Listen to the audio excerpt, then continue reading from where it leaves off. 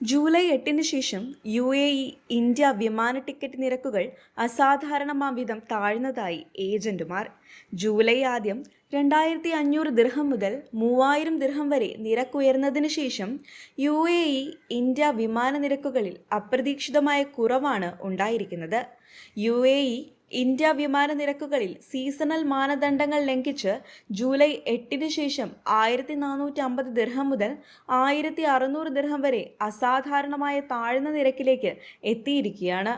മുംബൈ, ബംഗളൂരു, തിരുവനന്തപുരം എന്നിവയുൾപ്പെടെയുള്ള തിരക്കേറിയ നഗരങ്ങളിലേക്കുള്ള നിരക്ക് കുറയുന്നതായി കാണുന്നു.